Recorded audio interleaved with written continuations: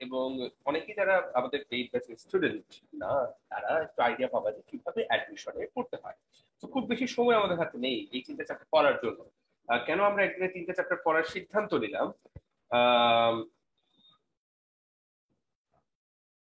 কারণ এই চ্যাপ্টার গুলোর 3টার মধ্যে 2টোই আমাদের প্রি মেডিকেলে পড়া আছে, তাই না? আমরা আগেই পড়ে শেষ করেছি এবং আমরা এইচএসসি লাইফেই পড়ে শেষ করেছি, সেই জন্য আমাদের পক্ষে এটা পড়া সহজ হবে। তো চলো আর কথা না বাড়াই, আমরা গতিবিদ্যা বা ডায়নামিক্স, গতিবিদ্যা বা ডায়নামিক্স চ্যাপ্টারটা শুরু করি। এই চ্যাপ্টারটা তোমরা অ্যাকচুয়ালি পড়ো নাই এইচএসসির জন্য, তবে ফার্স্ট ইয়ারে তোমরা প্রত্যেকে এই চ্যাপ্টারটা পড়ার কথা। কারণ ডায়নামিক্স পড়ার অবশ্যই অবশ্যই অবশ্যই কথা, না হলে তোমাদের আসলেই আসলেই এইচএসসি পড়া শুরু হওয়ার কথাটা শর্ট সিলেবাস তো হয়ে গেল পরবর্তীতে, কিন্তু প্রত্যেকেই তোমরা এই টপিকটাও এই চ্যাপ্টারটাও পড়েছো আমি যতদূর বিশ্বাস করি। তো মেডিকেল ভর্তি পরীক্ষার জন্য এই চ্যাপ্টারটা আসলে খুবই সহজ চ্যাপ্টার। আমাকে যদি বলা হয় যে এই চ্যাপ্টারটা ইম্পর্টেন্ট কিনা, অবশ্যই ইম্পর্টেন্ট, কিন্তু খুবই সহজ, এতে কোনো সন্দেহ নাই। একদম সহজ সহজ একটা চ্যাপ্টার। এইখান থেকে কি প্রশ্ন আসবে? এখান থেকে অঙ্ক আসবে, এখান থেকে অঙ্ক আসার সম্ভাবনা, অঙ্ক আসার সম্ভাবনা সবচেয়ে, অঙ্ক আসার সম্ভাবনা সবচেয়ে বেশি। ঠিক আছে, তো আমরা চলো শুরু করি। প্রথম যে পেজ, সেই পেজ থেকে আমরা কিচ্ছু করবো না।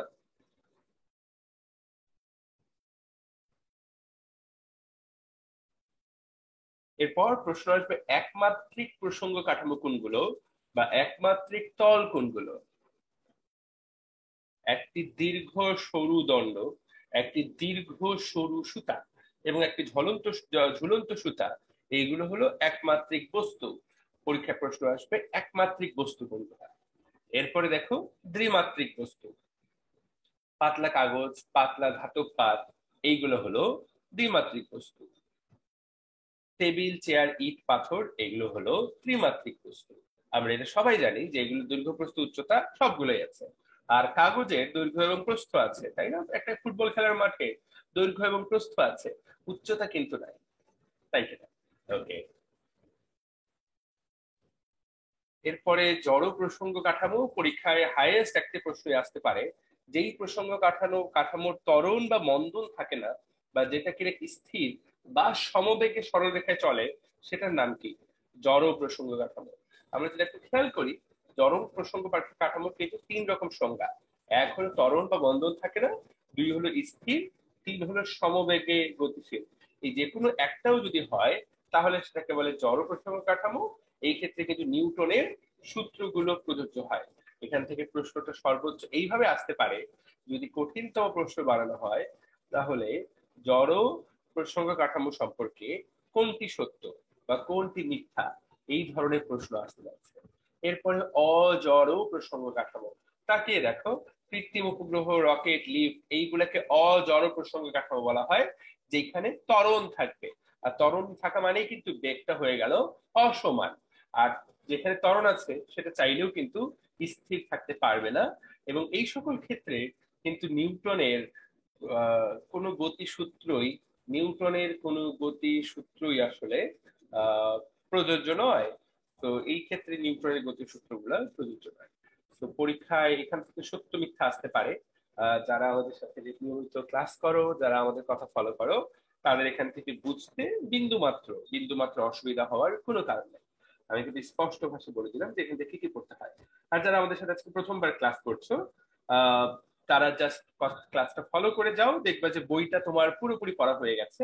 এবং আবারও বলছি, যারা এখানে ক্লাস করছেন, আবারও বলছি, মেডিকেল ভর্তি পরীক্ষায় চান্স পেতে মূল বইটার পড়ার বাইরে আসলে কোনো বিকল্প নাই। মূল বইটা একদম ঝাড়া ঝাড়া ফানা ফানা করতে হবে।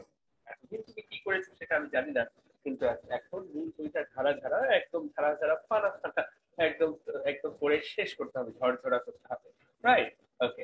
এইবার হলো অ্যাবসলিউট মোশন বা পরম গতি। মনে রাখতে হবে যে পৃথিবীতে কোনো কিছুই, পৃথিবীর সবকিছুই আপেক্ষিক, কোনো কিছুই পরম নয়। ঠিক আছে, এইটাই জানতে হবে যে পৃথিবীর সবকিছু একটা অপরটার সাপেক্ষে গতিশীল। পৃথিবীর কোনো কিছুই গতিশীল, পরম ভাবে গতিশীল নয়, আবার পরম ভাবে স্থিতিশীল নয়, সবগুলো আপেক্ষিক ভাবে গতিশীল, আপেক্ষিক ভাবে স্থির। এখান থেকে একটা ছবি দেওয়া আছে, সেটা হলো এই লোকগুলোর সাপেক্ষে এই ট্রেনটা কিন্তু চলমান, আবার ট্রেনের যাত্রীর সাপেক্ষে এই লোকগুলো কিন্তু চলমান, বা এই লোকগুলো স্থির না, এই লোকগুলো পিছিয়ে গেল। তো ব্যাপারটা অনেকটা এরকম। তো এই লাইনটি পরীক্ষায় আসে পৃথিবীর সকল স্থিতি বা গতি কিন্তু আপেক্ষিক, এটা কিন্তু পরম না। আমরা যাতে এই কথাটা সবাই মনে রাখার চেষ্টা করি। এগুলো কিন্তু কোনোটাই জটিল কিছু না, যারা এই চ্যাপ্টারটা কখনোই পড়ো নাই, এই যেই লাইনটা আমি দাগাই দিচ্ছি, আমার দাগানো লাইনগুলো 100% এরা এই চ্যাপ্টারটার উপরে বস হওয়ার জন্য, এই চ্যাপ্টারটা জাস্ট ক্লিয়ার করার জন্য জাস্ট আমাদের দাগানো লাইনগুলো পড়তে হবে।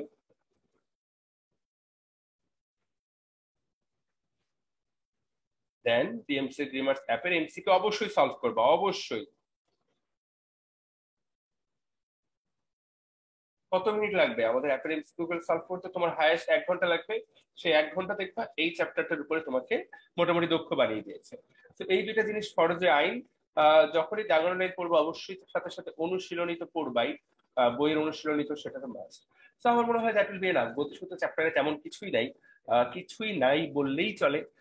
যাই হোক, আহ এখানে দেখো এই পরের পেজ, এই পেজ থেকে কিছুই পড়তে হবে না। ভর্তি পরীক্ষাগুলো থেকে চাইলেও কোনো প্রশ্ন আসা সম্ভব না, এগুলো থেকে যে প্রশ্ন বানাতে চাইবে তার পক্ষে প্রশ্ন বানানো সম্ভব না।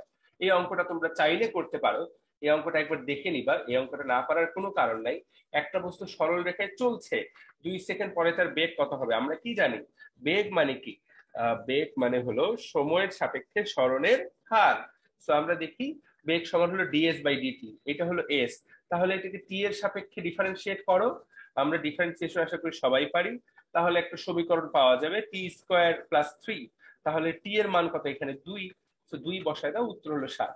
এটা মেডিকেল ভর্তি পরীক্ষার সম্ভাবনা খুবই কম, আহ, তবে যে কোনো ভার্সিটি ভর্তি পরীক্ষা এটা আসতে পারে। নট দ্যাট মাচ ইম্পর্টেন্ট, আবারও বলে দিলাম, তারপরে একবার পড়ে দেখতে পারো। আমি স্পষ্ট করে বলেই দিলাম, স্পষ্ট করে পড়িয়েও দিলাম। ওকে, এবার গতি বিষয়ক বিভিন্ন রাশি, এখান থেকে পরীক্ষা প্রশ্ন আসতে পারে, একদম সংজ্ঞাগুলা। ঠিক আছে, তো দেখো এই সংজ্ঞাটাই তুলে দিবে। সরণ কাকে বলে? কোন সময়ের সাথে অবস্থান পরিবর্তন। এবং খুব গুরুত্বপূর্ণ লাইন হলো নির্দিষ্ট দিকে। খেয়াল করবেন, এখানে দিকটা কিন্তু পুরোপুরি নির্দিষ্ট। এই জিনিসটা কিন্তু সবচেয়ে সবচেয়ে গুরুত্বপূর্ণ কথা। দিকটা কিন্তু পুরোপুরি নির্দিষ্ট সরণের জন্য। দূরত্বের জন্য আবার দিক নির্দিষ্ট না, স্মরণে একক এবং মাত্রা, জাস্ট একটা করে লাইন পড়তে হবে। আর এই অঙ্কটা তো আসবে, তোমাদেরকে আগেই বলেছি যে পূর্ব দিকে 4 মিটার 3 মিটার বস্তু যদি সরণ, এই যে 4 3, তাহলে তুমি কি করবা? পিথাগোরাসের সূত্র ফেলবা, তাহলে অঙ্ক হয়ে যাবে।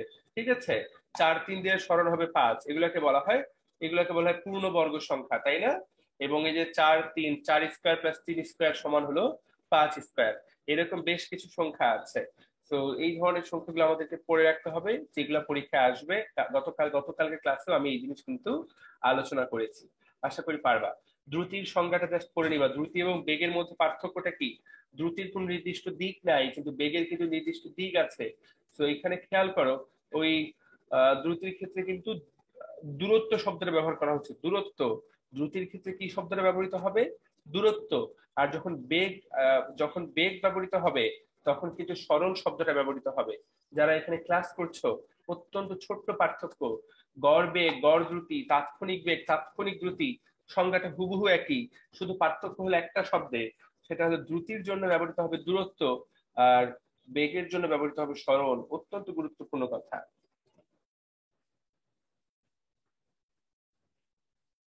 দূরত্বের কোনো নির্দিষ্ট দিক নাই, কিন্তু বেগের কিন্তু নির্দিষ্ট দিক আছে, সরণের কিন্তু নির্দিষ্ট দিক আছে, তাই কিনা?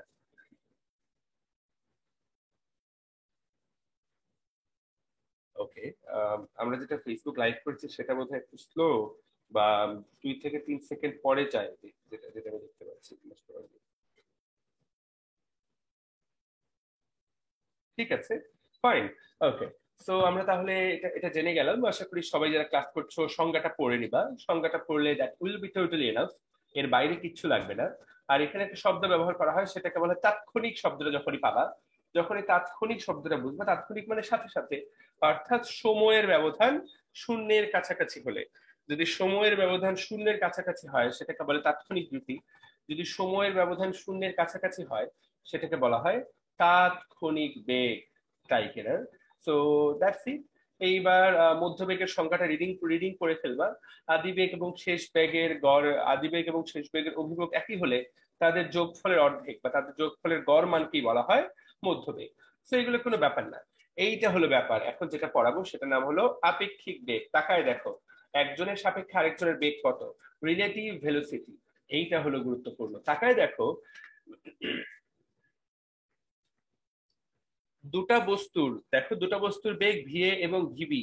তাহলে বি সাপেক্ষে এ এর আপেক্ষিক বেগ, তুমি দেখো বি এর সাপেক্ষে এর আপেক্ষিক বেগ ভিএ মাইনাস ভিবি। সো আমরা যেইটার সাপেক্ষে বেগটা বের করব সেটাকে আমরা মূল বেগ থেকে মাইনাস করে দিই। তুমি একটু তাকিয়ে দেখো, তাহলে দুটি বস্তুর বেগ যথাক্রমে এরকম দেওয়া আছে।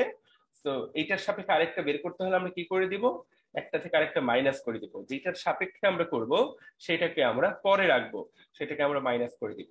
তো এখানে আমরা কিন্তু সেইটাই দেখতে পাচ্ছি। তো এইখানে এখন একটা ছোট্ট পার্থক্য আছে, যদি তাদের দিক একই দিকে হয়, যেমন দেখো এইখানে এ আর এই যে এ বা এই যে বি, তারা কিন্তু এই এ আর বি কিন্তু একই দিকে গতিশীল, তাই না? আবার এইখানকার এ আর এই বি তারা কিন্তু বিপরীত দিকে, একই রাস্তার দুইজন বিপরীত দিক থেকে আসছে। তখন আমরা এখানে দেখতে পাবো,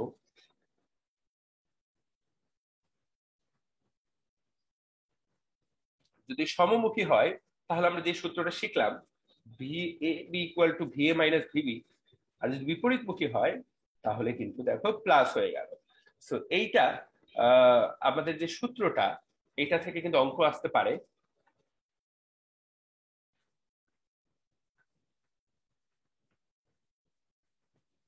আবারও লিখে দিচ্ছি যাতে ব্রেনের মধ্যে প্রবেশ করে, এটা দিয়ে অঙ্ক আসবে।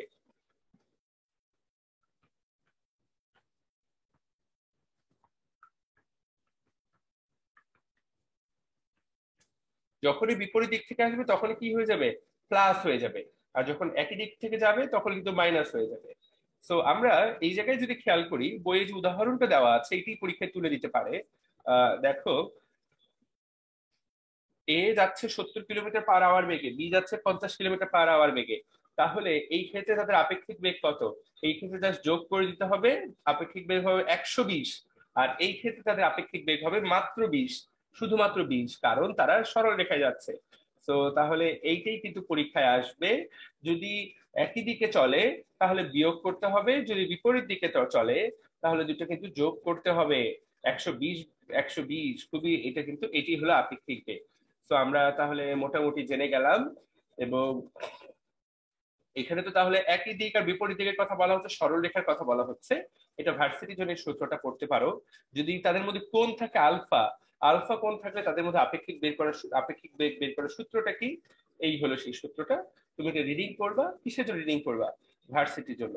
উহা মেডিকেলের জন্য আসিবে না, তুমি আপেক্ষিক বের করার জন্য এইটা হাইয়েস্ট ভার্সিটির জন্য করতে পারো। এই তো।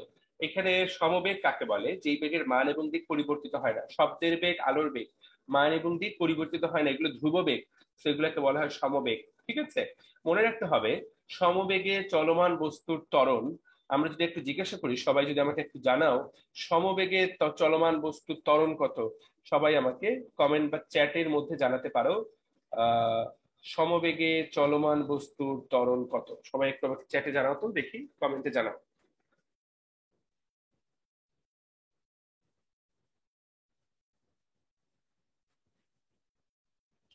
ওয়াও, সবাই পারছে, খুবই ভালো তো। ইয়েস, তানহা, তাসমিন, সাদিয়া, ফারিহা, সবাই, হাসান হাবিব, সমবেগে চলমান বস্তু ত্বরণ শূন্য।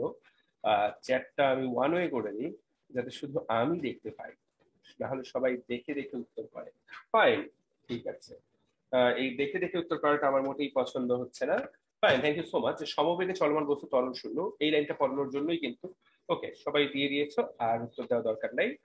তাহলে ত্বরণ কখন থাকবে, যখন বেগের পরিবর্তন হবে। তাহলে দেখো, অসমবেগ যখন বেগের পরিবর্তন হয় তখনই শুধুমাত্র ত্বরণ থাকে। তো ত্বরণ মানেই কিন্তু, এই যে দেখো, ত্বরণ মানেই কিন্তু বেগের পরিবর্তন। আবারও বলছি, সবাইকে আবার ব্যাপারটা বোঝার জন্য বলছি, কোথাও ত্বরণ আছে তার মানে সেখানে বেগের পরিবর্তন হচ্ছে, তার মানে সেখানে বল কাজ করছে। তো কোথাও ত্বরণ আছে মানে দুইটা জিনিস ধরে নিতে হবে, সেখানে বেগের পরিবর্তন হচ্ছে, সেখানে বল কাজ করছে। যেখানেই ত্বরণ থাকবে সেখানেই বল থাকবে। আগুন ছাড়া যেমন ধোয়া হয় না, ঠিক তেমনি বল ছাড়া ত্বরণ হবে না। আর বল কাজ করবে, ত্বরণ থাকবে না, এই ধরনের বলের মান হলো শূন্য। সেগুলোকে বলা হয় কার্যহীন বল। তো তাহলে আমরা দেখলাম যে সমবেগে চলমান বস্তু ত্বরণ থাকে না। পরীক্ষায় সিম্পল এই লাইনটা দিয়েই তোমাকে পরীক্ষা দিয়ে দিবে, এবং তুমি কিন্তু কিছুটা বিপরীতে বিপদে পড়বা তোমার যদি জিনিসটা বেসিকটা ক্লিয়ার করা না থাকে। এখন এই ত্বরণ আবার ত্বরণ দেখো আবার দুই রকম হতে পারে। ত্বরণ আবার দুই রকম হতে পারে। সেটা কিরকম হতে পারে, একটাকে বলে সমত্বরণ, একটাকে বলে অসমত্বরণ। সমত্বরণটা কি, যেটার মান প্রতি সেকেন্ডে নির্দিষ্ট হারে বাড়ে। দেখো, ত্বরণ যদি সবসময় ধ্রুব থাকে, যেমন আমাদের অভিকর্ষজ ত্বরণ। অভিকর্ষজ ত্বরণ মানেটা কি?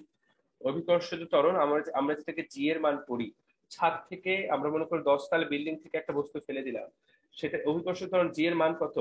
9.8 মিটার পার সেকেন্ড। এটা কি ঠিক আছে নসরুল হামিদ, বলো তো? নসরুল্লাহ হামিদ, তুমি আমাদের কোন ব্যাচের স্টুডেন্ট? প্রি মেডিকেল ব্যাচের স্টুডেন্ট। ও, বলো তো এই যে জি এর মান যেটা লিখলাম ঠিক আছে কিনা? জি হ্যাঁ ঠিক আছে। ভালো করে দেখ। মিটার পার সেকেন্ড স্কোয়ার হবে। Very good, metre per second square. তাহলে মিটার পার সেকেন্ড স্কোয়ার মানে কি Nasrullah? Metre per second square মানেটা কি, সবাইকে একটু বুঝায় বলো তো। মিটার পার সেকেন্ড স্কোয়ার মানে হচ্ছে এক এক মিটার যেটা হচ্ছে তার 0.5 সেকেন্ড লাগবে। 1 মিটার যেতে তার 0.5 সেকেন্ড লাগবে। ওকে, সহজ ভাবে বলো। তুমি তো উল্টা পথে হাঁটছো, সোজা পথে যাও না আগে। 1 সেকেন্ডে 2 মিটার যায়। 2 মিটার কোথা থেকে পাইলা?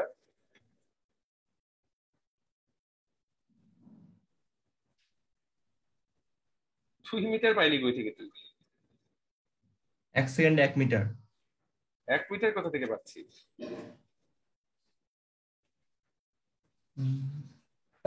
এই তো বলেই দিছে, প্রতি সেকেন্ডে কত মিটার যাবে। ও 9.8 মিটার। হয় নাই। যাই হোক, আহ কে বলতে পারবে? আচ্ছা, অনেকেই পারবে। Okay fine. মুবাশশিরা মাহি, বলো তো। 1 সেকেন্ডে তার বেগের পরিবর্তন 9.8 মিটার পার সেকেন্ড। 1 সেকেন্ডে তার বেগের পরিবর্তন 9.8 মিটার পার সেকেন্ড। তাহলে এটাকে আমরা কিভাবে লিখতে পারি? এটাকে আমরা লিখতে পারি এইভাবে: 9.8 মিটার পার সেকেন্ড, পার তারপরে সেকেন্ড আবার পার সেকেন্ড, রাইট? জি। তো this is the thing, actually প্রতি সেকেন্ডে তার বেগের পরিবর্তন এইটা। তার মানে এই লাইনটার অর্থ, এইটুকুর অর্থ হলো সে 1 সেকেন্ডে যাবে 9.8 মিটার। কিন্তু এইখানে এই লাইনটার অর্থ কিন্তু আরো 1 ডিগ্রি বেশি, সেটা হলো প্রতি সেকেন্ডে এতটুকু করে তার বাড়বে। তো কেউ যদি বলে সে প্রতি সেকেন্ডে 9.8 মিটার যাবে, সেটা সে 100% ভুল বলতেছে। সেটা শুধুমাত্র প্রথম সেকেন্ড টি এর মান যখন 1, টি এর মান যখন 1, শুধুমাত্র সেই সেকেন্ডের জন্য সত্য। যখনই টি এর মান 2 হয়ে গেল, তখন কতটুকু পথ অতিক্রম করবে মাহি? 19.6। তখনই টি এর মান যখনই 2 হয়ে গেল, তখন এই সূত্র দিয়ে আমাদেরকে অঙ্কটা করতে হবে। কোন সূত্র দিয়ে বলেন তো? কতটুকু পথ অতিক্রম করার জন্য কোন সূত্র ব্যবহার করতে হবে? Half GT square. হাফ জি টি স্কোয়ার। সো আমরা তাহলে করে দেখি, চলো। হাফ 9.8, টি স্কোয়ার তাহলে 2 স্কোয়ার, রাইট? ওকে, জি। 9.8 গুণন 4 গুণন হাফ। তো 9.8 গুণন 2, 19.6। এই যে অঙ্কটা করালাম, এইটাই মেডিকেল ভর্তি পরীক্ষার অঙ্ক। এবং মজার বিষয় হলো বেশিরভাগ বাচ্চা এই অঙ্কটা পারবে না।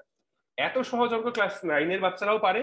কিন্তু অসংখ্য ধন্যবাদ মাহি, তুমি একদম ক্লিয়ার কাট উত্তর করেছো, 1 সেকেন্ডের মধ্যে উত্তর করেছো। অসংখ্য ধন্যবাদ, তোমার জন্য মন থেকে দোয়া রইলো।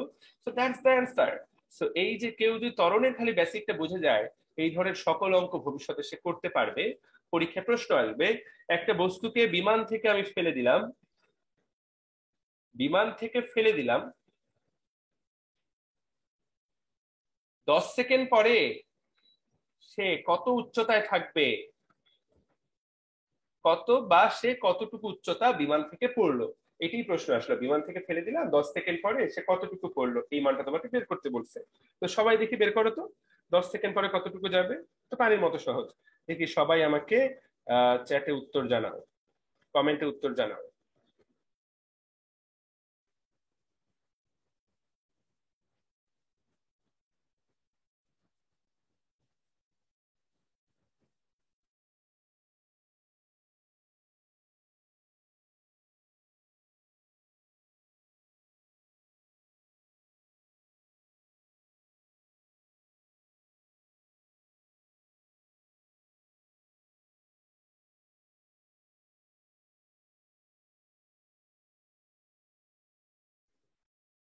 অলরেডি এখানে কয়েকজন কয়েকজন এখানে ভুল করে ফেলেছে, আমি দেখতে পাচ্ছি। ভুল দেখতে খুবই ভালো লাগে আমার। হুম, যারা ছোট মানুষ তারা ভুল করবে, এটাই স্বাভাবিক। ওয়াও, অনেকেই ঠিক করছে, কয়েকজন ভুল করেছে।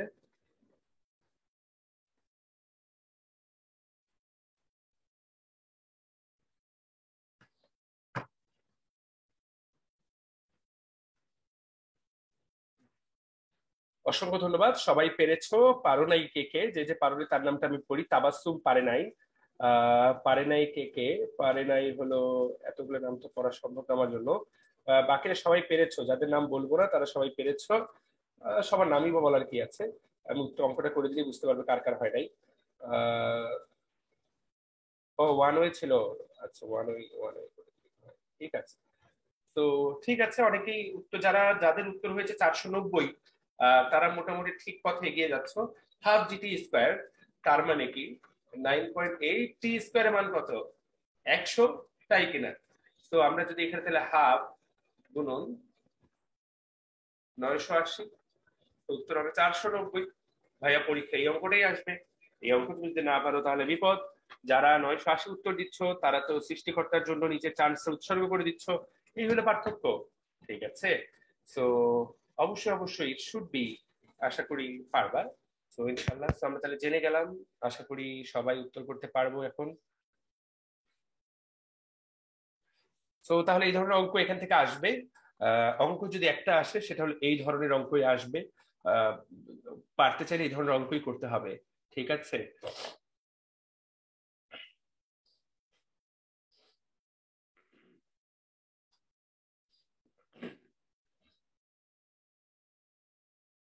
ওকে।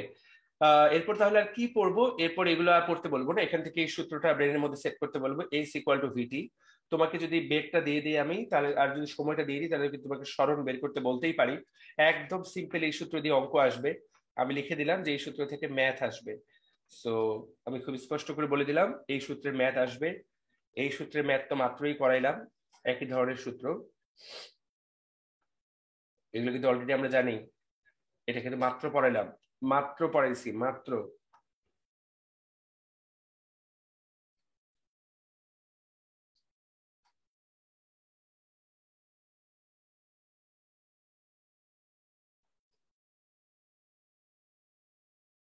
এই সূত্র ক্লাস 9-10-এর সূত্র, যা সূত্রটা পড়লেই অঙ্ক হয়ে যাবে। যা সূত্রটা পড়বা এগুলা থেকে পরীক্ষায় শেষের লাইনটা থেকে প্রশ্ন আসবে, একদম শেষের লাইনটা, মাত্র অল্প করে পড়া। এগুলো আশা করি তোমাকে আর আমাকে এখন ধরে ধরে পড়াইতে হবে না। এগুলো যদি ধরে ধরে পড়াইতে হয়, যে একটা করে লাইন দাগাই দিচ্ছি, এটা ক্লাস 9-এর পড়া, কোনো মানেই হয় না এখন দ্বিতীয়বার এই জিনিস আলোচনা করার। এই লাইনটা অঙ্ক আসবে, দেখো।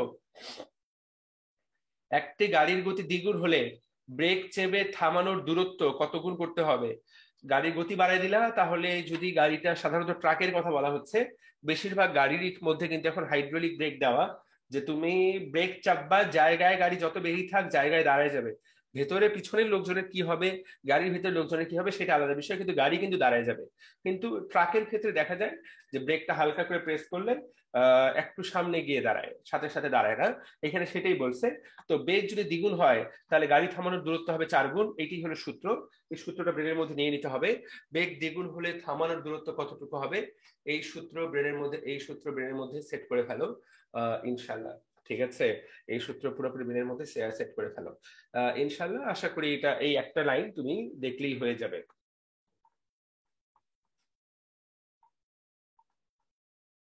দেখো এই সবকিছু পার করে চলে যাচ্ছে, এগুলো কোনোটাই প্রশ্ন আসবে না, এগুলো থেকে আসলে জাস্ট ব্রেন খাটালে উত্তর করতে পারবা, এগুলাতে পড়ার মতো কোনো কিছু নাই। গতিসূত্র চ্যাপ্টারটা একটু সময়টা নষ্ট করলো এই আর কি, কিন্তু এই চ্যাপ্টারে তেমন কিছুই নাই, জাস্ট কিচ্ছু নাই।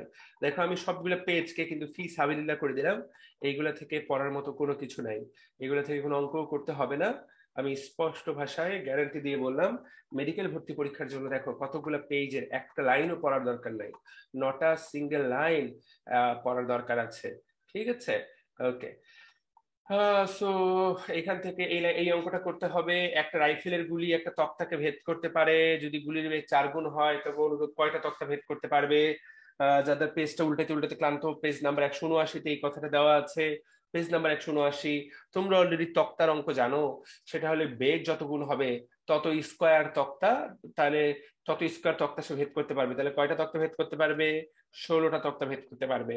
তো তক্তার অঙ্ক আমি বলে দেই, তক্তার অঙ্ক আমি বলে দেই, বা গুলির বেগের অঙ্ক বলে দিই। গুলির বেগ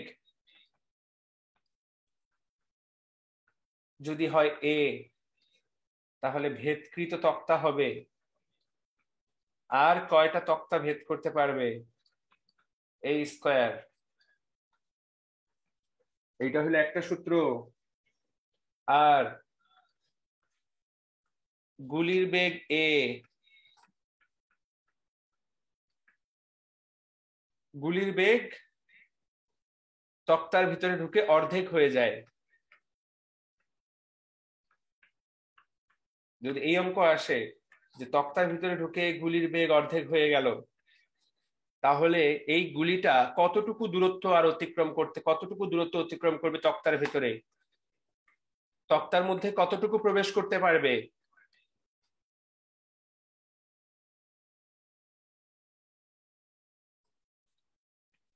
এই অঙ্ক কিন্তু আমরা এখনই পাবো, যে একটা গুলি তক্তার ভিতরে প্রবেশ করলো, তক্তার ভিতরে প্রবেশ করে তার বেগ হয়ে গেল, তার বেগ হয়ে গেল অর্ধেক।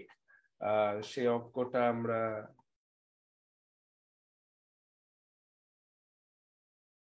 যদি খুঁজে বের করি। এসা বলো।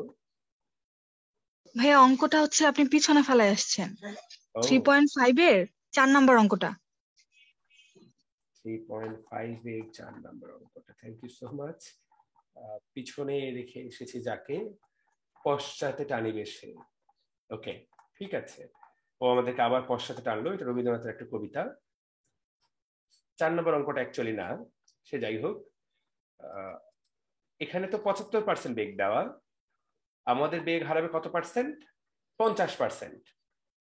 তো আমরা কিন্তু 75%-এর অঙ্কটা করছি না। তাহলে দেখো, গুলির বেগ দেওয়া থাকতে পারে, নাও থাকতে পারে। সে বলবে যে গুলির বেগ এ, সে ভেতর ঢোকার পর অর্ধেক হয়ে যায়। কতটুকু ঢোকার পর? ধরো বললো সে এস দূরত্ব ঢোকার পর, এস দূরত্ব প্রবেশ করার পর সে অর্ধেক হয়ে যায়। আর কতটুকু দূরত্ব সে অতিক্রম করবে? আর অতিক্রম করবে s/3। এখানে এস এর মান যাই দেওয়া থাকবে সেটাকে 3 দিয়ে ভাগ করে তত মিটার হবে উত্তর। তাহলে তোমাকে আমি বললাম সে 0.1 মিটার প্রবেশ করার পর তার বেগ অর্ধেক হয়ে যায়, তাহলে আর কতটুকু প্রবেশ করবে? ভাইয়া এটাই হলো উত্তর, এটা 1/3। সে 5 মিটার অতিক্রম করার পর তার বেগ অর্ধেক হয়ে যায়, উত্তর কত হবে? আর কতটুকু যাবে সে? 5/3। সো দেখা মাত্র উত্তর করতে পারবা, জাস্ট 3 দ্বারা ভাগ করবা, পানির মতো সহজ, পানির মতো সহজ, এতটাই সহজ। ঠিক আছে, এই সূত্রটা জানা থাকলে। কিন্তু এই সূত্রটা শুধুমাত্র তখনই প্রযোজ্য হবে যখন বেগ কি হয়ে যাবে? অর্ধেক। আর যদি বেগ হয়ে যায় 75%, যেটা আমাদেরকে তাসনুভা বললো, তাহলে ভাই এই অঙ্ক তোমার জন্য না, এইচএসসি যারা প্রি মেডিকেল ব্যাচ আমার, তাদের জন্য এই অঙ্কটা এইচএসসির জন্য ইম্পর্টেন্ট, নট ফর মেডিকেল। কারণ এইটা করার জন্য তোমাকে যে পরিমাণ পরিশ্রম করা লাগবে, এই পরিমাণ পরিশ্রম করার সময় মেডিকেল ভর্তি পরীক্ষার হলে তোমার নাই, সেজন্য সেই সেই অঙ্কটা আসবে না। তাহলে আমরা কিন্তু পুরোপুরি জেনে নিলাম। Okay fine. আবরার বলো। ভাইয়া, এই গুলির ব্যাগ পার্সেন্টেজে হারানোর ক্ষেত্রে শর্টকাটে একটা সূত্র আছে, একটু বলো, বলতে পারবেন না? আমার এখন মনে আসতেছে না আর কি। সূত্রটা আমার জানা নেই। আমার 50% সূত্রটা পরীক্ষায় আসে, সেটাই আমি তোমাদেরকে জানিয়ে দিলাম। সো এরই সাথে সাথে আমরা এই অংশটুকু শেষ করলাম। এই চ্যাপ্টারে এবার সবচেয়ে ইম্পর্টেন্ট টপিকে আসলাম। এই চ্যাপ্টার থেকে যদি একটা প্রশ্ন আসে সেটা প্রাস থেকে আসার কথা। এতক্ষণ যা পড়াইছি কোনোটাতেই ভয়ঙ্কর ইম্পর্টেন্ট এই ধরনের কোনো কথাই আমি তোমাদেরকে বলি নাই যে পড়ে ফাটায় ফেলো, এটা পড়তেই হবে। এখন যেগুলো পড়বো আমরা সেগুলো হলো পড়ে ফাটায় ফেলতে হবে। সে টপিকটার নাম হলো প্রাস। প্রাস মানে আমরা যে তোমরা সবাই ক্রিকেট খেলা দেখেছো, ব্যাটসম্যান বলটা মারলো, বাউন্ডারির দিকে বলটা যাচ্ছে কিন্তু বাউন্ডারি হলো না, ফিল্ডার বলটাকে দৌড়ে আটকাইলো, এদিকে ব্যাটসম্যান কিন্তু রানের জন্য দৌড়াচ্ছে, ফিল্ডার তখন বলটাকে উপর দিয়ে উড়ায় কিপারের কাছে মারে। সো এই যে কিপারের কাছে বলটাকে যখন উড়িয়ে মারে, থ্রো করে, এই থ্রো করা যে কোনো কিছুকে বলা হচ্ছে প্রাস বা প্রজেক্টাইল। এবং এই প্রাসের গতিপথ ফিজিক্সের পদার্থবিদদের খুব বেশি আলোড়িত করে, তাদের এটা খুব পছন্দের টপিক। সো এখানে খেয়াল করো, প্রাসের উপরে একমাত্র বল ক্রিয়া করে সেটা হলো অভিকর্ষ বল, এবং প্রাসের সর্বাধিক উচ্চতা পৃথিবীর ব্যাসার্ধের তুলনায় নগণ্য, সেই জন্য প্রাসের গতির আলোচনায় অভিকর্ষজ ত্বরণের মানটাকে স্থির ধরে নেওয়া হয়, আর প্রাসের গতির আলোচনায় বায়ুর বাধাকেও কোনো আমলে নেওয়া হয় না। এখন পরীক্ষায় এই যে কয়েকটা লাইন দেওয়া আছে এগুলো থেকে কিন্তু পরীক্ষায় প্রশ্ন আসবে। প্রাস যেই বিন্দু থেকে ছোড়া হয়, ওই ক্রিকেটারের ওই হাতটাকে বলা হয় প্রক্ষেপণ বিন্দু। বলটা যেই পথ দিয়ে যাবে সেটাকে বলা হয় প্রক্ষেপণ পথ বা ট্র্যাজেক্টরি। ইংলিশটা পরীক্ষার জন্য অত্যন্ত গুরুত্বপূর্ণ। ট্র্যাজেক্টরি কাকে বলে? ওই পথটার নাম হলো ট্র্যাজেক্টরি।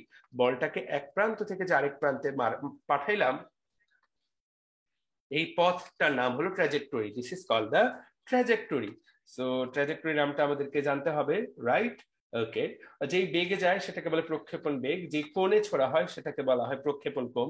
ওকে। যতটুকু পথ অতিক্রম করে, এই যে যতটুকু পথ এই মাথা থেকে এই মাথা, এটা কি বলা হয়? প্রাসের পাল্লা, পাল্লা বা আর যতটুকু উচ্চতা উঠে সেটাকে বলা হয় প্রাসের সর্বাধিক উচ্চতা বা এইচ। So that's it. আর যতটুকু সময় সে আকাশে থাকে সেটাকে বলা হয় উড্ডয়ন কাল বা চলন কাল। পরীক্ষায় এগুলোর সংজ্ঞা থেকেও প্রশ্ন আসতে পারে। এইবার হলো প্রাসের গতি, প্রজেক্টাইল মোশন। এখানে ছবির দিকে দেখতেই পাচ্ছ। সো এইচ দেওয়া, আর দেওয়া, প্রক্ষেপণ বিন্দু দেওয়া, সো এগুলো সবই তুমি দেখতে পাচ্ছ।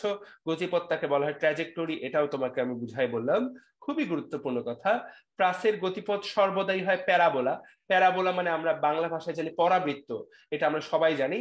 কিন্তু আমাদের প্রিয় ইসহাক এবং আমির হোসেন স্যার, এই দুইজন স্যার কেন প্যারাবোলা মানে অধিবৃত্ত লিখছেন সেটার বাংলা ব্যাখ্যা আজ পর্যন্ত আমার জানা নাই। তাহলে পরীক্ষায় যদি আসে কোনটা দিব ভাইয়া?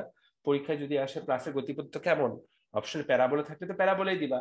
আর যদি বলে পরাবৃত্ত নাকি অধিবৃত্ত, বইয়ে যেহেতু ডিরেক্ট অধিবৃত্ত লেখা, অধিবৃত্ত দিবা। এটাই আমরা শিখবো। এই বিষয়ে কনফিউশন রাখার কোনো সুযোগ নাই। ওকে। খুবই গুরুত্বপূর্ণ লাইন, খুবই মানে খুবই গুরুত্বপূর্ণ। এখানে এই লাইনগুলোই পরীক্ষা আসবে, 4টা লাইন এখানে বোল্ড হরফে দেওয়া, সেই 4টা লাইন থেকেই পরীক্ষা প্রশ্ন আসবে। দেখো, প্রাস যখন সর্বোচ্চ উচ্চতায় পৌঁছে তখন তার বেগ হয় 0। তাহলে এই এ বিন্দুতে প্রাসের বেগ হলো 0, এটা বইয়ের মধ্যে লিখে রাখো। এবং গতিটা হবে একমাত্রিক। এই যে এ বিন্দুতে দুইটা কথা লিখে রাখো, বেগ 0, গতিপথ হবে একমাত্রিক। ঠিক আছে? ওকে। প্রাসের পাল্লা কখন সর্বাধিক হবে? যখন এটার 45 ডিগ্রি করে নিক্ষেপণ কোণ কখন সর্বাধিক হবে? যখন 45 ডিগ্রি হবে। সো এই হলো প্রাসের পাল্লা সর্বাধিক, যখন 45 ডিগ্রি কোণ করে এটা নিক্ষেপ করা হবে, যখন এই থিটার মান হবে, যখন এই থিটার মান হবে 45 ডিগ্রি। ঠিক আছে? ওকে। সো থিটার মান যখন হবে 45 ডিগ্রি তখন আমরা নিক্ষেপণ কোণ এই আমরা কিন্তু জেনে নিলাম। আর এইখানে দেখো, পরীক্ষায় জাস্ট সিম্পল এই লাইনগুলো থেকেই প্রশ্ন আসবে। সর্বাধিক উচ্চতায় বেগ এবং ত্বরণের মধ্যবর্তী কোণ হয় 90 ডিগ্রি। তাকায় দেখো, বেগটা শুধুমাত্র এই বরাবর ক্রিয়া করে, ত্বরণটা কিন্তু নিচ বরাবর ক্রিয়া করে। সো তাদের মধ্যে গতিপথ হবে 90 ডিগ্রি, মধ্যবর্তী কোণ হবে 90 ডিগ্রি। তো এখানে এই 4টা লাইন যে পড়বে, 4টা লাইন যার মনে থাকবে সে মোটামুটি উত্তর করে পরীক্ষায় হুবহু ভালো মতো উত্তর করে আসতে পারবে। এগুলো থেকে আর কোনো কিছুই পড়তে হবে না। প্রাসের গতিপথ একটি প্যারাবোলা, তোমার এইটুকু জানলেই হয়েছে। এইবার আমরা সূত্রগুলো শিখবো। যা সূত্র পরীক্ষার জন্য ভয়ঙ্কর ইম্পর্টেন্ট। এই যে কয়েকটা মাত্র লাইন, সর্বোচ্চ উচ্চতার জন্য কি সূত্র ভাইয়ে? একদম সবকিছু 2 এর খেলা। সর্বোচ্চ উচ্চতার জন্য সবকিছু কি 2 এর খেলা। তাকায় দেখো, V square sine square by 2g। যদি খারাপ ভাবে নিক্ষিপ্ত হয় তাহলে ভি স্কোয়ার বাই 2g। ভাইয়া এটাই কিন্তু পরীক্ষায় আসবে, এই সূত্রের অঙ্ক আসবে, গ্যারান্টি দিলাম। খারাপ ভাবে শব্দটা দেখলেই সূত্রটা কি হয়ে গেল ভাই? মেডিকেল এই ধরনের অঙ্ক আসবে। আসবে মানে কি? তাহলে এটাকে কি আলাদা করে ইম্পর্টেন্ট বলতে হবে? আমি কিন্তু বলে দিলাম যে এই অঙ্ক আসবে। কি ধরনের পরীক্ষা অঙ্কটা আসবে দেখি, সবাইকে একটা অঙ্ক দেই। বল্টু মাঠে খেলার সময় খারাপ ভাবে একটি বল সে নিক্ষেপ করলো। কত বেগে সে নিক্ষেপ করলো? বল্টু সেই বলটা যখন সে নিক্ষেপ করে তখন সেই বলের বেগ ছিল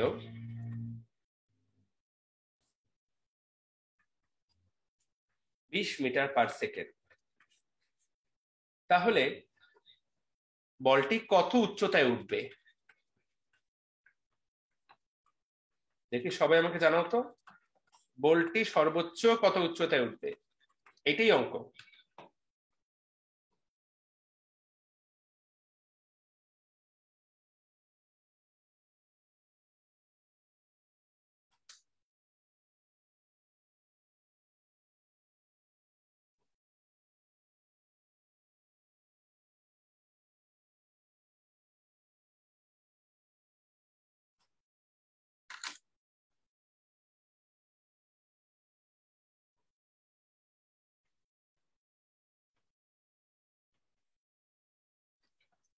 ওকে, সো এখানে আমি দুঃখিত, তোমরা আশা করি পেরেছো। সবাই কমেন্ট বা চ্যাটে আমাকে জানাতে পারো।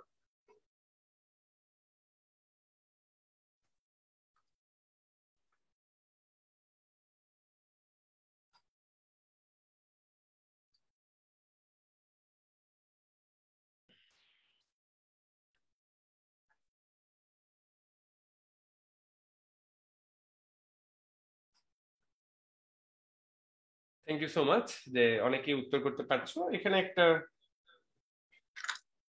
টেকনিক আছে।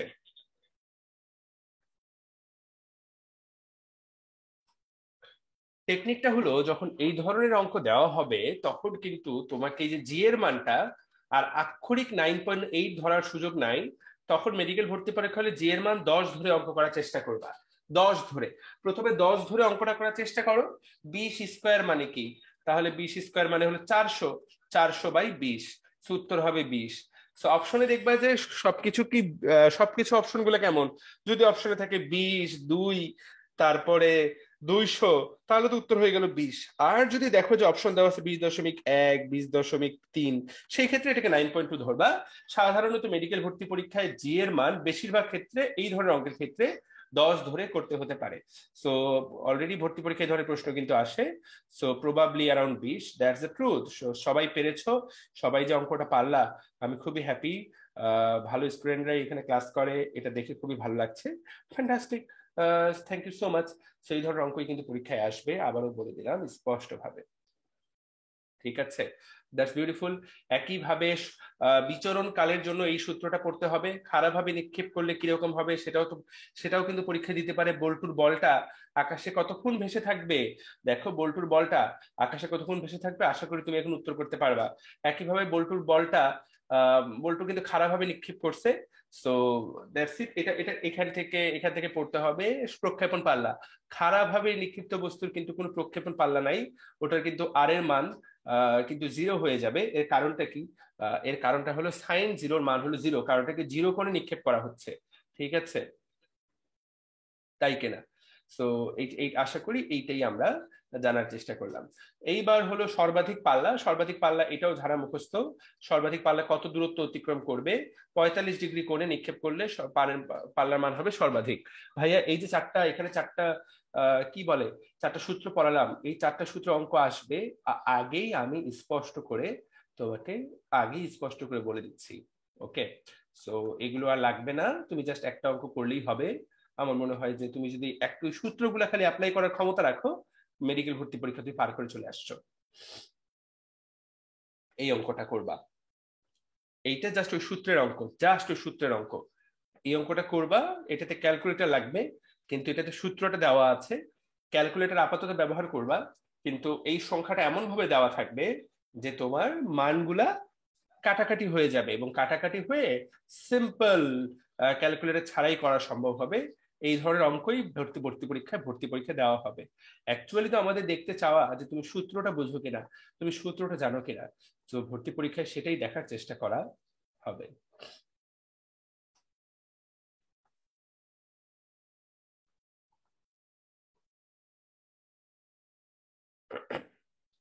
এই লাইনটা খেয়াল করো, যদি প্রক্ষেপণ সীমা আর এর মান হয় সর্বোচ্চ, মানে আর ম্যাক্স যদি হয়, তাহলে উচ্চতার মান অর্থাৎ এইচ সেইটা হবে প্রক্ষেপণ সীমার এক চতুর্থাংশ। তুমি এখানে তাকায় দেখো, H equal to R max by 4, এইটা তোমার ভার্সিটি অঙ্ক করার জন্য লাগতে পারে।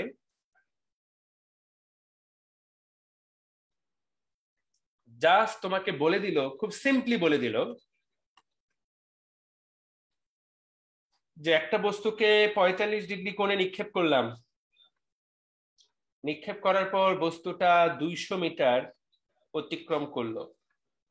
এইভাবে বলে দিলে 45 ডিগ্রি কোণ নিক্ষেপ করে 200 মিটার গেল, আর কিছুই বলে দিলে না। এইচ এর মান বের করো। খেয়াল করো, তোমাকে কিন্তু ভি এর মান বলেনি। এই ক্ষেত্রে তাহলে উত্তর কত হবে?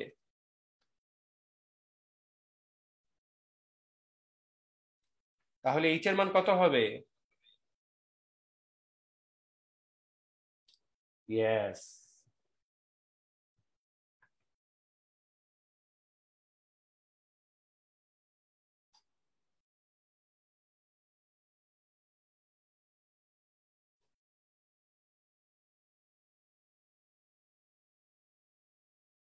অনেকেই পারছে। ইয়েস, সাবিকুন নাহার, আইরিন সুই, সবাই পেরেছো। তাহলে দ্যাটস ইট। সো এই যে এই ধরনের অঙ্ক যদি আসে, এই ধরনের সূত্র, ফিজিক্সের লোকজনের সূত্র তো প্রচন্ড পছন্দ, এবং সূত্র আম, মনে রাখলে দেখবাছে অঙ্কের অনেক কিছু অলরেডি বিজ্ঞানীরা আবিষ্কার করেই রেখেছে, তোমাকে জাস্ট সেটা অ্যাপ্লাই করতে হবে। সো দ্যাটস ইট। এই লাইনটা এখান থেকে পড়বা, আমার মনে হয় এইটা আমরা মোটামুটি শিখে গেলাম। এইবার দেখো, এখানে আরেকটা টপিক দেওয়া আছে, আনুভূমিক প্রাস। আনুভূমিক প্রাসটা কি? এর আগেরটাকে আমরা কিভাবে ছুড়ে মেরেছিলাম? এর আগে যখন এই যে ক্রিকেটার বলটাকে মারে, তখন কিভাবে মারে? তখন খেলার মাঠ থেকে দূর থেকে এইভাবে মারে, তাই না? আকাশ দিয়ে এই। কিন্তু অনেক সময় হয় যে আমরা যখন স্ট্যাম্প আউট করতে যাই, যখন স্ট্যাম্পে থ্রো করা হয়, তখন দেখবো বলটাকে এইভাবে মারা হয়, তাই না? সো এই যে সোজা মারা, এই যে আনুভূমিকের সাথে সমান্তরালে কোনো কিছুকে যদি মারা হয়, আনুভূমিকের সাথে সমান্তরালে এই যে এই বরাবর মারার চেষ্টা করা হয়, সেটাকে বলা হয় আনুভূমিক প্লাস। এটা থেকে মেডিকেল ভর্তি পরীক্ষায় কোনো অঙ্ক আসবে না। এইটুকু শুধু তোমাকে আমি বলতে পারি। আনুভূমিক প্রাস সাধারণত বোমারু বিমান গুলার জন্য সত্য, বুয়েটের জন্য হতে পারে ইম্পর্টেন্ট, যাদের স্বপ্ন আছে বুয়েটে পড়া বা ইঞ্জিনিয়ারিং যে কোনো জায়গায় পড়া, তারা এটা পড়তে পারো, তাদের এটা পড়ার দরকার হবে, এছাড়া দরকার হবে না। ওকে, তো আমি কিন্তু এই অঙ্কগুলোকে মেডিকেল ভর্তি পরীক্ষার জন্য অ্যাভয়েড করতে বলবো। তোমার আপাতত এগুলো প্যারা প্যারা খাওয়ার কিছুই দরকার নাই। পরন্ত বস্তু সূত্রটা ফরজে আইন, এটা থেকে প্রশ্ন আসবে, এতটাই গুরুত্বপূর্ণ যে এতটাই গুরুত্বপূর্ণ। আমরা খুবই গুরুত্বপূর্ণ কথা হলো, ইতালির বিজ্ঞানী গ্যালিলিও গ্যালিলি পরন্ত বস্তুর গতি নিয়ে গবেষণা করেন। সো আমরা এটা মনে রাখার চেষ্টা করি যে পরন্ত বস্তুর সূত্র আবিষ্কার করেন কে? বিজ্ঞানী গ্যালিলিও গ্যালিলি। প্রথম সূত্রটা কি? এগুলো তুমি অলরেডি সবাই জানো। যার সূত্রটা, দ্বিতীয় সূত্রটা কি, এবং তৃতীয় সূত্রটা কি আমরা কিন্তু অলরেডি জানি। প্রথম সূত্রটা তো রিডিং পড়লেই বুঝতে পারবা, দ্বিতীয় সূত্রটা অলরেডি আমাদের সবারই জানা। কোনটা? V equal two GT. তার মানে কি? ভি সমানুপাতিক টি। আমরা তো এই সূত্রটা সবাই জানি, তাই না? V equal to V naught plus GT, এটা তো আমরা সবাই জানি। আর H equal to half GT square. তাহলে এইচ এর সাথে সম্পর্কটা কি? GT is T square. So আশা করি সবাই এই কথাটা জানো। পরন্ত বস্তুর সূত্র আবিষ্কার করেন গ্যালিলিও, কিন্তু সেটাকে প্রমাণ করেন কে? প্রমাণ করেন নিউটন। আর গিনি পালক পরীক্ষা নিউটন কোথা থেকে করে? এই গিনি পালক পরীক্ষা করা হয় পিসার এই হেলানো মন্দির থেকে। এই যেটা হেলানো একদিকে, এই হেলানো টাওয়ার থেকে, এটা কিন্তু এখনো আছে, এবং এটা কিন্তু মানুষ এখনো দেখতে যায় যে এটা একটু হেলে গিয়েও কিভাবে দাঁড়িয়ে আছে। এটি মানুষকে অবাক করে।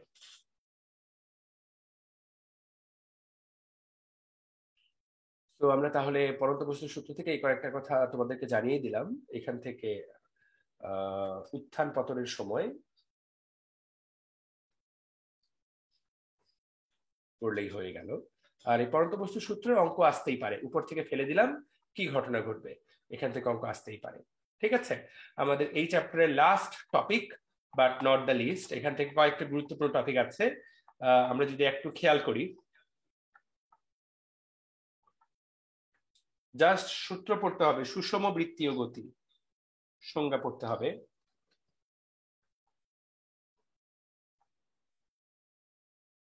দেখো, বৃত্তাকার পথে সমদ্রুতিতে চলমান বস্তু ত্বরণ থাকে। কেন সেই কথা তোমার আর পড়া দরকার নেই, কিন্তু ত্বরণ থাকে, যদিও দ্রুতিটা কিন্তু সম, কিন্তু ত্বরণ থাকে। কেন ত্বরণ থাকে আমরা একটু আগেই কিন্তু বলছি, খেয়াল করো। সমবেগে চলমান বস্তুর ত্বরণ 0, কিন্তু সমদ্রুতিতে চলমান বস্তুর ত্বরণ 0 নাও হতে পারে। কখন 0 হবে না? যখন সেটা বৃত্তাকার পথে ঘুরবে। কেন এই ঘটনাটা ঘটে? কারণ বৃত্তাকার পথে যখন ঘোরে একটা বস্তু, নির্দিষ্ট সময় পর পর কিন্তু তার দিক দেখো বদলে যাচ্ছে। আর আমরা এইটুকু জানি, সমবেগ যার, তার মান ও দিক দুইটাই কিন্তু অপরিবর্তিত থাকবে, বদলাবে না। কিন্তু যদি কোনো ভেক্টরের বা যদি কোনো রাশির দিক বদলে যায়, যদি কোনো রাশির দিক বদলে যায়, তাহলে কিন্তু সেটা আর সমবেগ থাকবে না, সেটা হয়ে যাবে অসমবেগ। তখন আমরা সেটাকে সমদ্রুতি বলতে পারি। কেন সমদ্রুতি বলতে পারি? কারণ দ্রুতি কোনো দিক নাই, কিন্তু মানটা কিন্তু সমান। তাহলে বৃত্তাকার সমদ্রুতিতে ত্বরণ থাকতে পারে, কিন্তু রৈখিক বেগের ক্ষেত্রে সমদ্রুতির ত্বরণও হবে 0। সবাইকে জিনিসটা বুঝতে পেরেছো যা পড়ালাম? এটা কিন্তু একটা গুরুত্বপূর্ণ লাইন। জি ভাইয়া। জি ভাইয়া বুঝছি। তো দিক জি বদলালে ত্বরণ থাকবে, তাহলে বৃত্তাকার পথে চলমান বস্তু ত্বরণ থাকে, এই লাইনটি এখানে বারবার বলা হচ্ছে। এবার দেখো, কেন্দ্রমুখী ত্বরণ কাকে বলে? যেই ত্বরণটা তোমার কেন্দ্রের অভিমুখে ক্রিয়া করে। কেন্দ্রের অভিমুখে কোন বরাবর ক্রিয়া করবে? ব্যাসার্ধ বরাবর। তো এই ত্বরণটা কিন্তু কেন্দ্রের বরাবর ক্রিয়া করে, এটাকে বলা হচ্ছে কেন্দ্রমুখী ত্বরণ। এটার মানটা জাস্ট একটা সূত্র দিয়ে আমরা বের করব। কেন্দ্রমুখী ত্বরণের রাশিমালা কোনটা? a = v²/r। এটাই হলো কেন্দ্রমুখী ত্বরণের রাশিমালা। একটু তাকায় দেখো, a = v²/r, এটা কিন্তু সাধারণভাবে তুমি পড়ো না। তো বেগের বর্গ বাই ব্যাসার্ধ, ব্যাপারটা কিন্তু অতটা সহজ না। তাহলে কেন্দ্রমুখী বল বের করার জন্য কি করব? এই অংশটুকুকে শুধু m দ্বারা গুণ করব, কারণ F = ma। তাহলে এই যে ওই অংশটুকুকে আমরা m দ্বারা গুণ করলাম। এটাই হলো তাহলে আমাদের কেন্দ্রমুখী বলের রাশিমালা। v²/r কে এইটাকে এইভাবেও লেখা যায়, F = mω²r। So this are the thing. এটা হলো কেন্দ্রমুখী বলের রাশিমালা। কেন্দ্রমুখী বল দ্বারা কৃত কাজের মান আবার 0, এবং এটা কোন দিক বরাবর ক্রিয়া করে? বৃত্তের কেন্দ্র বরাবর। এই যে কয়েকটা রাশিমালার কথা বললাম, যারা তোমরা অলরেডি বিগত বছর প্রশ্ন দেখেছো, এই ধরনের প্রশ্নই কিন্তু ভর্তি পরীক্ষায় আসে, এই ধরনের প্রশ্নই ভর্তি পরীক্ষায় আসে। এবং এই যে লাইনটা, সুষম বৃত্তাকার গতির বৈশিষ্ট্য, খেয়াল করো, সমদ্রুতি এই শব্দটাকে যদি পরীক্ষায় সমবেগ করে দেয়, যার ঘটে কনসেপ্ট নাই, সে এটা জীবনও পারবে না। তারপর দেখো, সমদ্রুতি বিদ্যমান, খেয়াল করছো? বৃত্তাকার, ওকে। এরপর দেখো, সমকৌণিক বেগ বিদ্যমান, সেই জন্য কৌণিক ত্বরণ 0। কিন্তু ভাইয়া, আমাদের যদি রৈখিক ত্বরণ আমরা হিসাব করি, সেইটা কিন্তু থাকবে। কৌণিক ত্বরণ 0, কেন্দ্রমুখী ত্বরণ থাকে। সো এই লাইনগুলো যদি কালকে পরীক্ষায় তুলে দেয়, তুমি কিন্তু আকাশ থেকে পড়বা না, তুমি কিন্তু এখন এটা উত্তর করতে পারবা। অঙ্ক আসার সম্ভাবনা কতটুকু? অঙ্ক আসার সম্ভাবনা আসলে এই যে সূত্রটা আমরা একটু আগে শিখলাম, আসতেই পারে। এই যে এই সূত্রটা, এই যে F = mω²r, এই সূত্রের অঙ্ক পরীক্ষায় হাইয়েস্ট আসতেই পারে। ঠিক আছে, এই সূত্রের অঙ্ক আসতে পারে, তবে খুব যে একটা এসেছে তা না, তবে এই সূত্রের অঙ্ক আসতে পারে। ওকে, এই যে দেখো একটা চাকা এত ব্যাসার্ধে প্রতি মিনিটে 100 বার আবর্তন করছে, তার রৈখিক বেগ কত? তো ভাইয়া এই অঙ্কটা তো ফরজে আইন, এইটা কিন্তু আসবেই।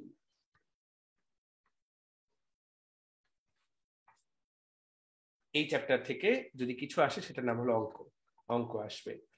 দেওয়াল ঘড়ির কাঁটার দৈর্ঘ্য, কৌণিক বেগ, প্রান্তের বেগ, ভাইয়া এই অঙ্কই আসবে। ঘন্টার কাঁটার কৌণিক বেগ বের করো। তো আমাদেরকে এখন সেইটাই শিখতে হবে। আমি তোমাদেরকে একটা অঙ্ক করাই দিব, আশা করি তোমরা 10টা অঙ্ক করতে পারবা। তো চলো আমরা একটু দেখি কিভাবে অঙ্কগুলো করব।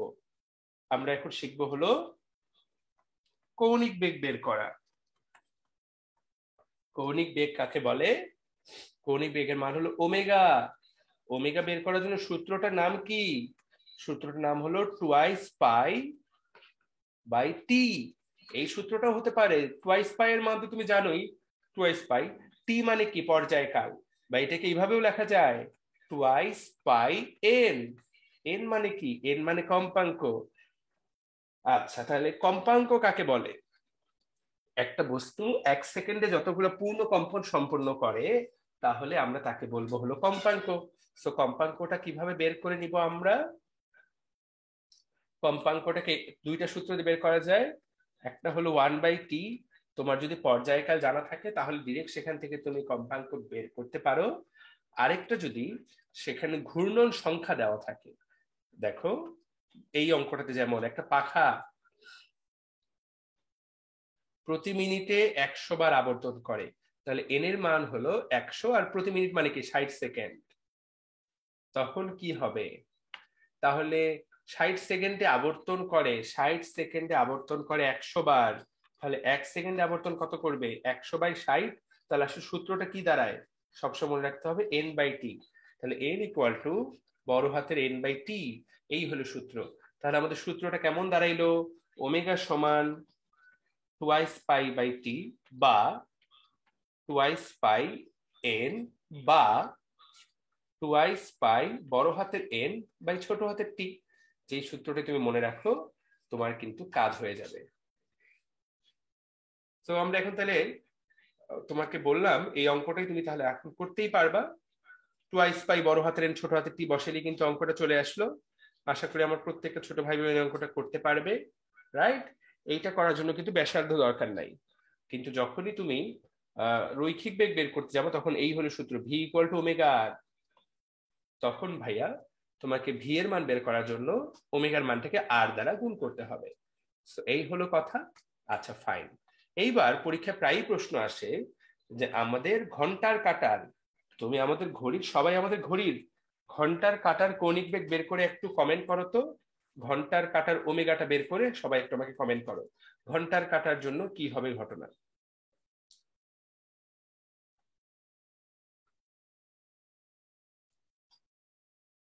ঘন্টার কাঁটার ওমেগা কত?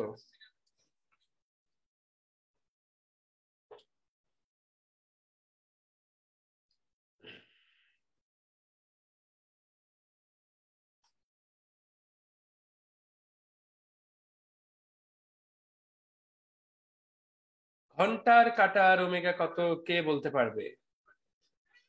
ইয়েস, মুনিরা একটা উত্তর করেছে, ফাইন। আর কে করতে পারবে?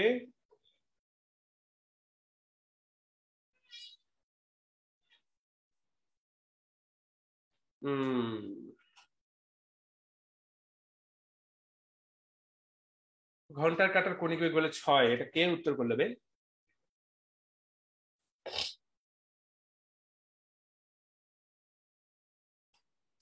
একজন বলতেছে 60 মিনিট, হতাশাজনক। একজন বলতেছে পাই/6, হতাশা। হতাশা ঘিরে ধরছে তোদের কথা শুনে আমাকে। তোদের কথাবার্তা শুনে আমাকে হতাশা ঘিরে ধরছে। তোরা এগুলো কি বলতেছিস?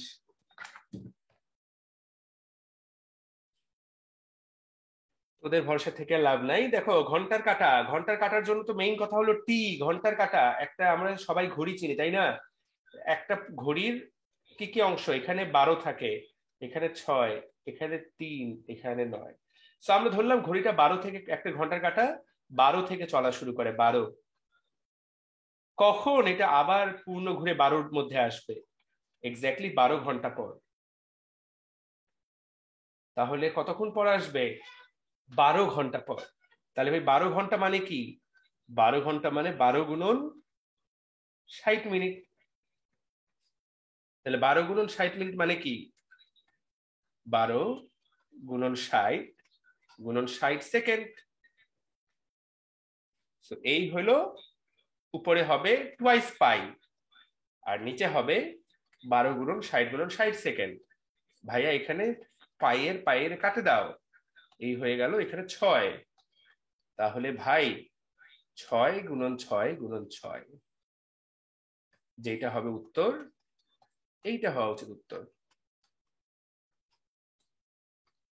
তোমরা কি লিখলা সেটা আমি আসলে আমি জানি না।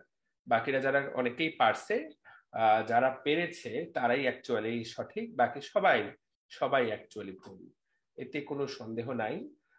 সো এটা অ্যাকচুয়ালি দাঁড়াবে পাই বাই এই। এরপর এটাকে যে ভাগ করতে পারবে, যার ক্যালকুলেটর থাকবে, সে এটাকে উত্তর করতে পারবে, না হলে আর করার দরকার নেই। সো এই তো, এটা আমরা শিখে গেলাম। হ্যাঁ, আপনার বলো। ভাই এটাকে সংখ্যা আকারে প্রকাশ করলে কত হয়? অপশনে তো সংখ্যা থাকবে, এভাবে দিবে না। তাহলে সংখ্যা আকারে ভাগ করে দেখো তুমি, পাইকে ভাগ করে দেখো কত হয়। এখানে সবাই অনেকেই উত্তর করেছে, সেটা আসে হলো 1.44 10⁻⁻⁴। এইভাবে দিবে না এটা তোমাকে কে বলেছে আমি ঠিক জানি না, এইভাবেও দিতে পারে, এবং পরীক্ষায় এইভাবে দেওয়ার সম্ভাবনা যথেষ্ট। এখানে এগুলা দিয়েই বরং আরো বেশি কনফিউশন লাগবে। ঠিক আছে, তো